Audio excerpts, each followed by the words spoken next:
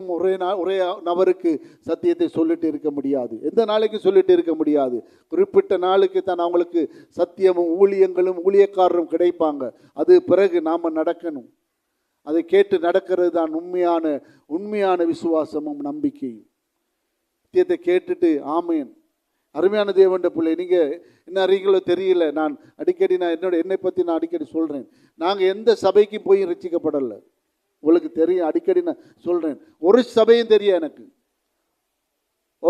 ஒரு சபைண்டா என்னன்னு தெரியாது. நான் ரட்சிக்கப்படும் போது எனக்கு ஒரு தனிநபருடைய சத்தியத்தினாலே நான் உணர்ந்து கொண்டேன், இதுதான் சத்தியம் என்று. ஒரு தனி நபருடைய சுவிசேஷத்தினாலே, ஒரு தனி நபருடைய நடத்தலினாலே நான் இயேசு கிறிஸ்துவை ஏற்றுக்கொள்ள எனக்கு வழி திறக்கப்பட்டது. அதுக்கு பிறகுதான் நான் இயேசுவை ஏற்றுக்கொண்டதுக்கு பிறகுதான் சபைக்கு போய் அங்கே அபிஷேகம் பெற்றேன், அங்கே விடுதலையாக்கப்பட்டேன், அங்கே போய் பரிசுத்த ஆவியானவரால் நிரப்பப்பட்டேன். ஆனால் அதுக்கு முன்மே நான் அவருடைய சத்தியத்தின் வழியாக இதுதான் வழி என்றதை நான் புரிந்து கொண்டு ஏற்றுக்கொண்டேன். யாரு சபைக்கு போய் மாசக்கணக்கு வருடக்கணக்கு சபைக்கு போய் இயேசு ஏற்றுக்கொள்ளல. ஒரு 2 நாள் குறைஞ்சது. அருமையான தேவனுடைய பிள்ளைகளே, அப்போதுதான் ஜீவ ஒளி நமக்குள்ளே வந்து நம்மளை நடத்த ஆரம்பிக்கும். அப்ப தேவன் எதிர்பார்க்கிற காரியம் எனக்கு அருமையானவர்களே, ஒரு விதமான பாவத்திலிருந்து விடுதலையாக இன்றைக்கு எல்லாம் அநேகர் விடுதலையாக்கப்படுறாங்க. ஆனா சத்தியம் என்று வரும்போது ஜனங்கள் தூரமாக்கப்படுறாங்க. சத்தியத்திலே நடக்கணும் என்றது தூரமாக்கப்படுறாங்க. அவங்களோட வாழ்க்கையிலே, அவங்களோட சில காரியங்களிலே நமக்கு தெரியுது சத்தியத்துக்கு தூரமாக இருக்கிறாங்க.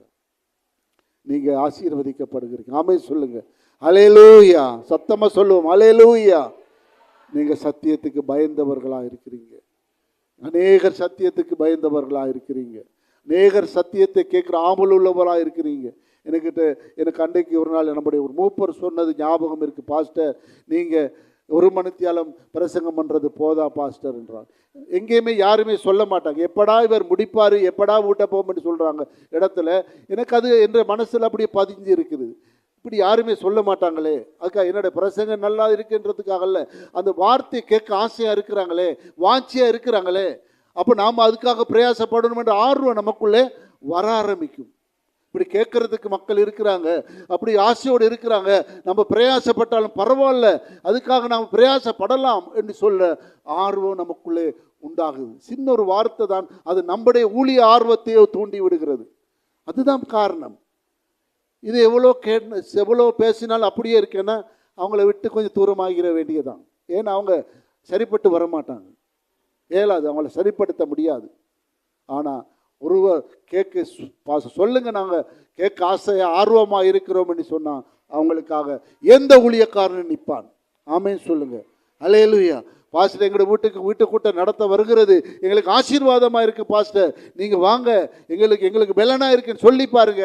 அந்த வீட்டுக்குள்ள அவங்களோடு நாங்கள் இருப்போம். இல்லை வந்தா ஒன்று வராட்டி ஒன்று கணக்கு இல்லாமல் இருந்தால் எங்களுக்கு தெரியும் அவங்க என்ன செய்கிறாங்க, அசதியாக இருக்கிறாங்கன்னு சொல்லி. அருமையான தேவனுடைய பிள்ளைகளே, நம்ம பரிசுத்த ஆவியானவருடைய வார்த்தைக்கு நாங்கள் கீழ்ப்படிய வேணும், சத்தியத்துக்கு நாங்கள் கீழ்ப்படிய வேணும். இங்கே நாங்கள் காண்பித்து கொடுக்க வேண்டி விரும்புகிறேன். 2 விதமான பாவத்தை நாங்கள் இங்கே காணிக்கிறோம். விசேஷமாக 1 யோவான் சுவிசேஷ நிருபத்திலே நாங்கள் கவனிக்கிறோம். 1 யோவான் நிருபத்திலே 5ஆம் அதிகாரத்தை திருப்பிக் கொள்வோம்.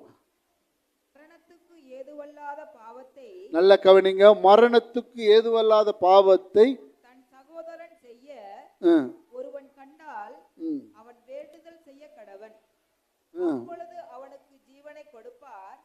யாருக்கென்றால் மரணத்துக்கு ஏதுவல்லாத பாவத்தை செய்தவர்களுக்கே மரணத்துக்கு ஏதுவான பாவம். இங்க 2 விதமான பாவம் இங்க குறிப்பிடப்பட்டது. ஒன்று தான் அங்கதான் மத்தேயு 12:31 சொல்லப்பட்டபடி மரணத்துக்கு ஏதுவல்லாத, அது பாவம் மன்னிக்கக்கூடிய பாவங்கள், மன்னிப்பை கேட்டால் மன்னிக்கப்படக்கூடிய பாவங்கள்.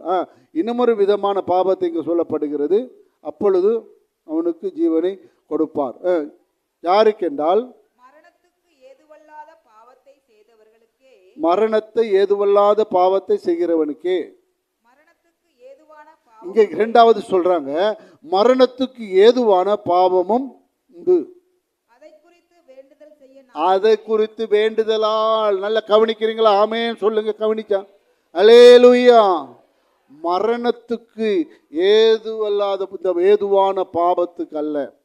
அதுக்கு வேண்டுதலால முடியாது, விண்ணப்பங்களால முடியாது, மற்ற யாரும் பரிந்து பேசுறதுனால முடியாது.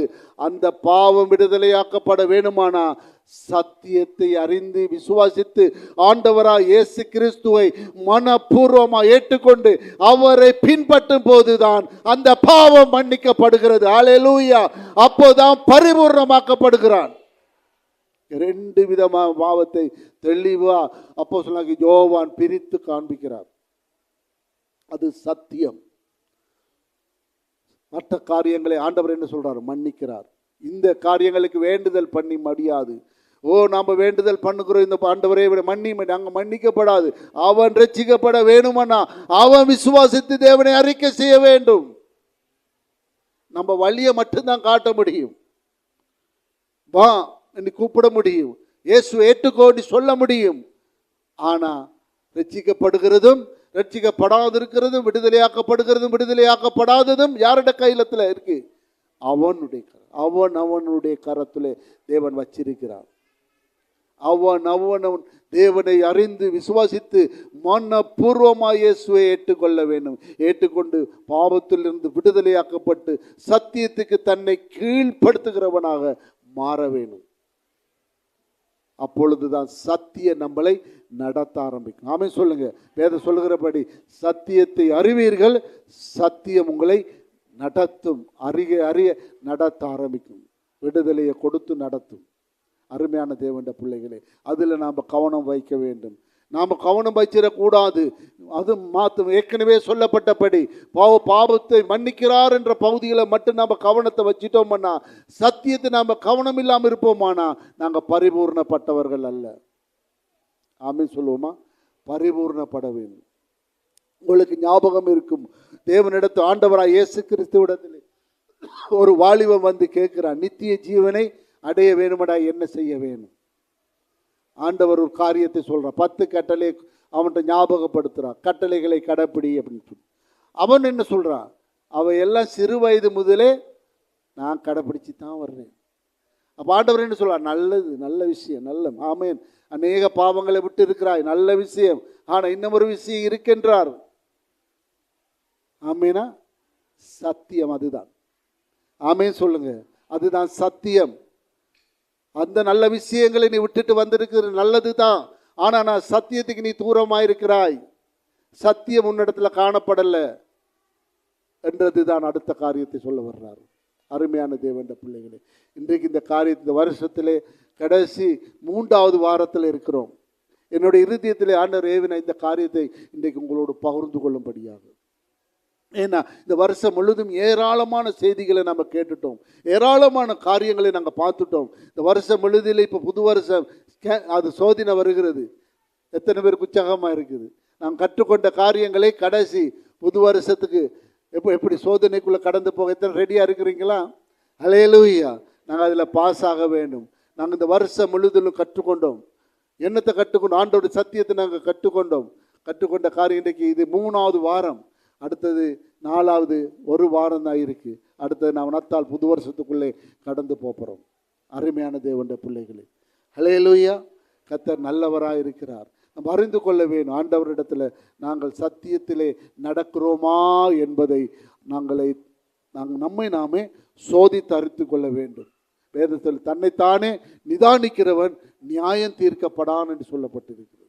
ஹல்லேலூயா. அப்போ ஆண்டவர் சொல்றாரு, நம்மை நாம நிதானிக்கிறவர்களாய் காணப்பட வேண்டும். என்ன நிதானிக்கிறவன்? நான் பாவியா பரிசுத்தவானான்றதல்ல, நான் சத்தியத்தில் நடக்கிறவேனா, சத்தியத்துக்கு நான் பயப்படுகிறேனா, சத்தியத்துக்கு நான் கீழ்ப்படுகிறேனா, இல்லை சத்தியத்தில் நான் எதிர்த்து நிற்கிறவனாய் காணப்படுகிறேனா கவனிக்க வேண்டும். ஆமேனா? ஹல்லேலூயா. சத்தியத்துக்கு கீழ்ப்படிய தேவனிடத்தில் நமக்கு ஆசீர்வதிக்கப்படுவோம். தேவனோடு நடக்க முடியும். தேவனோடு வேதம் சொல்லுது, ஏனோக்கு தேவனோடு நடந்தார். ஆனால் நம்மளாலே நடக்க முடியும். ஆமென் சொல்லுங்க. ஹல்லேலூயா. நம்மளோடு நடக்க முடியும். நாம் எப்படி நடக்கிறோம்? சத்தியத்தை பின்பற்றும் போது, சத்தியத்தை ஏற்றுக்கொண்டு சத்தியத்துக்கு தன்னை தாழ்த்தும் போது, எவ்வளோ போராட்டங்கள் பிரச்சனைகள் வந்தாலும் சத்தியத்துக்கு நம்முடைய வாழ்க்கையிலே முதலிடம் கொடுத்து நாம் வாழ ஆரம்பிக்கும் போது அந்த சத்தியம் நம்மளை நடத்த ஆரம்பிக்கும். ஹல்லேலூயா. அப்பொழுது ஆண்டவர் சொன்னார், என்னை நோக்கி நீ கூப்பிடு, நான் உனக்கு மறு உத்தரவு கொடுப்பேன். சிலவங்க சொல்லுவாங்க, நான் எவ்வளோ கூப்பிட்டாலும் ஆண்டவருக்கு கேட்காதுன்னு சொல்லி. ஏன்னா தூரமாக இருக்கிறீங்க. நம்ம சொல்லுவோமா? பக்கத்துலேருந்து கூப்பிட்டா தானே கேட்கும். இங்கேருந்து உடப்புல இருக்கிறவங்கள கூப்பிட்டா கேட்குமா? சொல்லுங்க, கேட்காது. ஏன்னா அவங்க தூரமாக இருக்கிறாங்க. அப்போ கடவுளுக்கு நாம் என்ன செய்யணும்? சமீபமாக மாற வேணும். அவரோடு நாம் அவர்கிட்ட நெருங்க வேணும். அதுதான் பரிசுத்த ஆவிக்குள்ளே வாழ்கிற வாழ்க்கை. அருமையான தேவனுடைய பிள்ளைகளே, கர்த்தர் நம்மளை அவ்விதமாய் நடத்த வல்லவராயிருக்கிறார். சத்தியம் என்பது சாதாரணமானதல்ல. அது நம்மளை வந்து உயிர்ப்பிக்கிறதும், நம்மளை புடமிடுகிறதும், நம்மளை வழிப்படுத்துறதும், அது நம்மளை தேவன் அண்டை கிட்டி சேரக்கூடிய வழிகளை நமக்கு திறந்து கொடுக்கிறதும், ஜீவ ஒளியை பெற்றுக்கொள்கிறதுமான மிகப்பெரிய ஒரு ஆசீர்வாதம் தான் சத்தியம். அந்த சத்தியம் இல்லாமல் நம்ம எதுவுமே செய்ய முடியாது. எவ்வளவு ஆசீர்வாதத்தை நாங்கள் பெற்றாலும், ஆனால் சத்தியம் நம்மிடத்தில் இல்லைன்னா நாம் ஒன்றுமே இல்லாதவங்களுக்கு சமமாக இருக்கும். ஆமேனா? சத்தியம் நமக்குள்ள இருந்தால் அதுதான் நமக்கு சந்தோஷம், அதுதான் நமக்கு சமாதானம், அதுதான் என்றென்றைக்கு நமக்கு தேவனுடைய நடத்தி செல்லுகிற மிகப்பெரிய மகிழ்ச்சியாக இருக்கும். ஹல்லேலூயா. கருமையானவர்களே, நேற்றே முந்த நாள் நான் யாரோடைய பேசிட்டு இருந்தேன், என் நண்பர்களோடு. நான் ரட்சிக்கப்பட்டு 13 வருஷமும் எந்த விதமான பொருளாதாரமோ எந்த விதமான எதுவுமே உறவும் இல்லை, பொருளாதாரம் இல்லை, எந்த நல்ல இருக்கக்கூடிய வசதியான வீடு வாய்ப்பும் இல்லை. ஆனால் நாங்கள் யோசித்து பார்க்கும்போது அப்போ எவ்வளோ மன மகிழ்ச்சியாக இருந்தோம் என்பதை. அல்லேலூயா. பிள்ளைகள்கிட்ட கேட்டு பார்த்தாலே தெரியும். ஒரு கவலையை குறித்து பேசினதும் இல்லை, எந்த விதமான முறுமுறுப்பும் இல்லை. 13 வருஷம் கர்த்தர் எங்களை வச்ச இடத்துல அமைதியாக இருந்து கற்றுக்கொண்டோம். ஆமென் சொல்லுங்க. அல்லேலூயா. அமைதியாக இருந்து கற்றுக்கொண்டோம், தேவனோடு நடந்து கற்றுக்கொண்டோம்.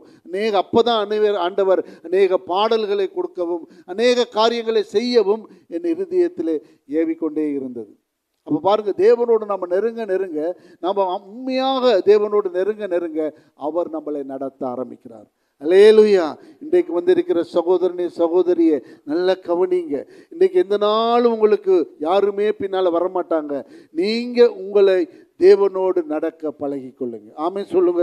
எந்த நாளும் எனக்கு அந்த அற்புதம் நடக்கணும், அதிசயம் நடக்கணும், தேவன் கேட்டதெல்லாம் கொடுக்கணும் என்ற தீர்மானத்துக்குள்ள வராதீங்க.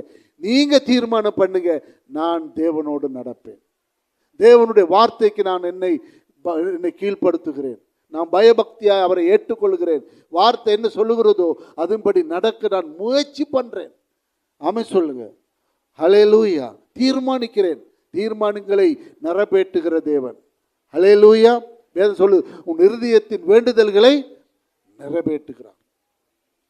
நாங்கள் விரும்பாத நிறைவேற்ற முடியாது, நாம் எதுவுமே விரும்பாத தேவனாக வந்து நம்மளை செய்து கொடுக்க முடியாது.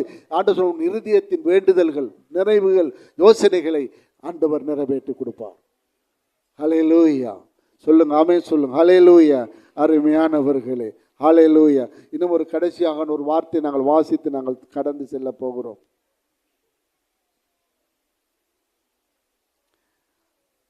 அப்போஸ்தலர் 11வது அதிகாரத்திலே ஒரு வார்த்தையை நாங்கள் கண்டு நாங்கள் கவனிக்க போகிறோம். எடுத்துக்கொள்ளுங்க. அப்போஸ்தலர் 11வது அதிகாரம் 18வது வசனத்தை நாங்கள் வாசிக்கலாமா? இவைகளை அவர்கள் கேட்ட பொழுது அமர்ந்திருந்து, அப்படியானால் ஜீவனுக்கு ஏதுவான மனம் திரும்புதலை தேவன் புறஜாதியாருக்கும் அருளை செய்தார் என்று சொல்லி தேவனை மகிமைப்படுத்தினார். ஹல்லேலூயா. ஹல்லேலூயா. அவங்க நினைச்சிட்டு இருந்தாங்க, இந்த கடவுள் எங்களுக்கு மட்டும்தான். இஸ்ரவேல் நினைச்சிட்டு இருந்தாங்க, இந்த கடவுள் எங்களுக்கு மட்டும்தான். அப்போ ஆண்டவருடைய வார்த்தை அங்கே போதிக்கப்பட்ட போது அங்கே இருந்தவர்களும் அந்த மனம் திரும்புதலுக்குள்ள வந்ததை கண்டு ஆச்சரியப்பட்டாங்க. இவைகளை அவர்கள் கேட்டபோது பிரஜாதியாரும் மனம் திரும்புகிறாங்கன்னு சொல்லி சந்தோஷப்பட்டார்கள். ஹல்லேலூயா சொல்லுங்க. அது நீங்களும் நானும் தான். ஆமென் சொல்லுவீர்களா? ஹல்லேலூயா. உண்மையான மனம் திரும்புதல், சத்தியத்துக்குள்ள தங்களை ஒப்பு கொடுங்க, வார்த்தையின்படி வாழ முயற்சி பண்ணுங்க. அடுத்த கட்டத்தை கர்த்தர் நமக்கு உதவி செய்வார். ஆமென். நம்மளால முடியாதுன்னு நினைக்கிற காரியங்கள் நீங்க நினைக்கலாம், எல்லாமே நம்மளால செய்ய முடியுமாண்டி, செய்ய கர்த்தர் உதவி செய்வார். அதான் சொன்ன மனுஷனால கூடாதது தேவன் திரும்ப திரும்ப நான் சொல் தேவனால கூடும். தேவனிடத்தில் ஒப்படைக்கும் போது, இந்த காரியங்களை தேவனிடத்தில் நம்ம ஒப்படைக்கும் போது அவர் நம்மளுக்கு உதவி செய்ய வல்லவராய். அதுக்கு தான் பரிசுத்த ஆவியானவர் நம்மளுக்கு கொடுக்கப்பட்டிருக்குது. நம்முடைய தேற்றரவாளராக இருந்து நமக்கு அறியாத எட்டாதுமான பாதையில் நடத்துறது மட்டுமில்லை, சகல சத்தியத்தில் நம்மளை வழி நடத்தத்தான் அவர் நமக்கு கொடுக்கப்பட்டு இருக்கிறார். ஹல்லேலூயா. என வேதம் சொல்றது, அவர் உங்களை சகல சத்தியத்திலும் வழி நடத்துவார். நம்மளை நடத்துவார். நம்ம நடக்க தேவையில்லை. அவர் நம்ம நடக்க முயற்சி பண்ணினாலே போதும், நம்ம விரும்பினாலே போதும், நம்ம அதுக்கு நம்மளை ஒப்பு கொடுத்தாலே போதும். வேதம் சொல்லுது அவர் நடத்துவார். ஆமேனா? ஹல்லேலூயா. அதனால் எனக்கு அருமையான தேவனுடைய பிள்ளைகளே, இந்த நாளிலே நாங்கள் ஆயத்தமாவோம். தேவனுடைய வார்த்தை இந்த வருஷ கடைசியில் இந்த வார்த்தையை நம்ம கேட்டுட்டோம். வருஷ கடைசிக்கு முன்னே கேட்டுட்டோம். நம்மளை அந்த வார்த்தை மறந்து போகாதபடி நம்ம ஆண்டவரிடத்தில் சொல்லுவோம், ஆண்டவரே நாங்கள் ஒரு விதமான பாவத்தில் லேசாக நாங்கள் விடுதலையாக்கப்பட்டு வந்துட்டோம். அது நீர் கொடுத்த கிருபையினாலே நாங்கள் பாவம் மன்னிப்பை பெற்றுக்கொண்டுட்டோம். ஆனால் பரிசுத்த ஆவியானவருக்கு தூரமாக இருக்கிறோம். எங்களுக்கு கிருபை செய்யுங்க. நாங்கள் தொடர்ந்து பரிசுத்த ஆவியான வாழ சகல சத்தியத்திலும் எங்களை வழி நடத்துங்க அப்பான்னு சொல்லி நாங்கள் எல்லோரும் ஜெபம் பண்ண போகிறோம். எல்லோரும் ஒரு வீசை நாங்கள் எல்லோரும் எழுந்து நின்று நாங்கள் ஜெபத்திலே நாங்கள் கடந்து செல்ல போகிறோம். நாம் ஜெபிக்கலாம். ஹல்லேலூயா. சோத்திரம் ஆண்டவரே, சோத்திரம் சோத்திரம் சோத்திரம் ஆண்டவரே.